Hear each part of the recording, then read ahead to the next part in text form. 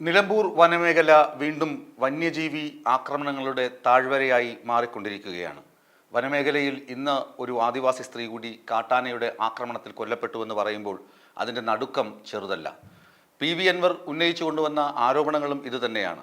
PV Anwar മാത്രമല്ല, അവിടെ അധിവസിക്കുന്ന ജനവിഭാഗം മുഴുവനും ഇതിനെ വന്യജീവി ആക്രമണത്തെ ഭയപ്പെടുന്നുണ്ട്. നിലമ്പൂരിൽ മാത്രമല്ല, വയനാട് പുലി ഇറങ്ങിയിട്ട് ഇതുവരെ പിടികൂടാൻ കഴിഞ്ഞിട്ടില്ല. പുലി കഴിഞ്ഞ ദിവസവും ആടിനെ കൊന്ന് തിന്നു എന്ന വാർത്തയും പുറത്തു വന്നിട്ടുണ്ട്.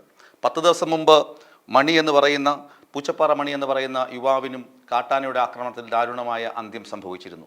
ഈ 10 ദിവസത്തിനിടയ്ക്ക് ഒരുപാട് രാഷ്ട്രീയ സംഭവ വികാസങ്ങൾ വന നിയമത്തിൻ്റെ പേരിൽ കേരളത്തിൽ അരങ്ങേറി. അതുമാത്രമല്ല, PV അൻവർ ജയിൽവാസം അനുഭവിച്ചു. PV അൻവറിനെ സ്റ്റാറായി മാറി. PV അൻവർ തൃണമൂൽ കോൺഗ്രസിൽ ചേർന്നു.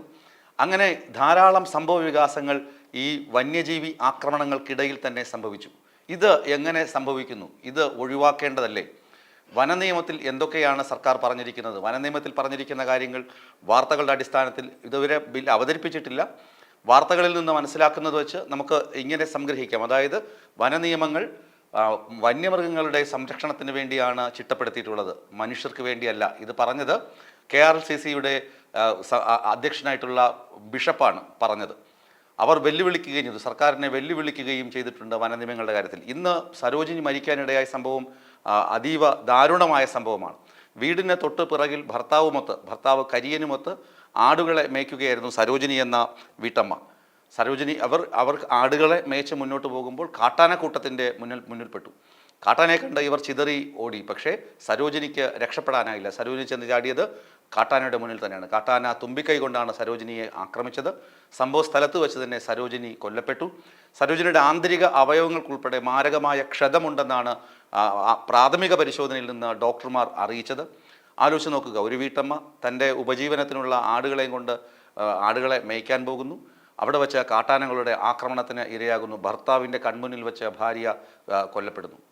അതീവ ദാരുണമായ സംഭവം. അപ്പോൾ വനനിയമം വന്യജീവികൾക്ക് സംരക്ഷണം ഒരുക്കണം. ഒപ്പം തന്നെ വനമേഖലയിൽ താമസിക്കുന്ന ആദിവാസികൾ, ഇത് നിലമ്പൂർ വനമേഖലയിൽ എടക്കര ഊരിലാണ് ഇത് സംഭവിച്ചത്.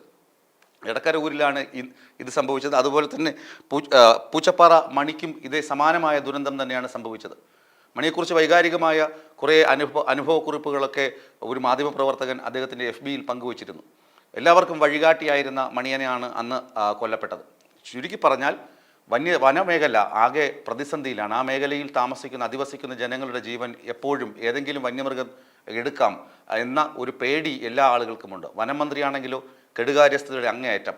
AK ശശീന്ദ്രൻ ഒരു വിധത്തിലും വനംവകുപ്പ് ഒരു വിധത്തിലും ഉണർന്ന് പ്രവർത്തിക്കുന്നില്ല. അതിനൊപ്പം തന്നെ അനാവശ്യ പ്രമോഷൻ, അനാവശ്യ കാര്യങ്ങൾ നടത്തി വനം വകുപ്പിനുള്ളിൽ തന്നെ പടലപ്പിണക്കങ്ങളും, അതായത് DFOമാരെ അധികാരപ്പെട്ട ആളുകൾ തമ്മിലടിയും, അവിടെ അനാവശ്യ പ്രമോഷൻ, വഴിവിട്ട പ്രമോഷൻ എന്നൊക്കെ പറഞ്ഞ് വിവാദങ്ങളും പുകയുന്നുണ്ട്.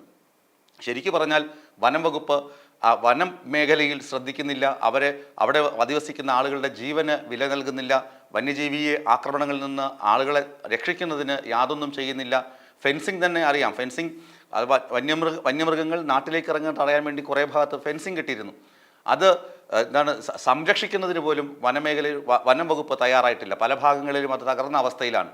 ഇങ്ങനെ നോക്കുകയാണെങ്കിൽ വനം വകുപ്പിൻ്റെ കെടുകാര്യസ്ഥതയാണ് ഈ സരോജിനിയുടെയും പൂച്ചപ്പാറ മണിയുടെയും ഒക്കെ വിയോഗത്തിന്, അകാല മരണത്തിന് കാരണമെന്ന് വിധി എഴുതേണ്ടി വരും.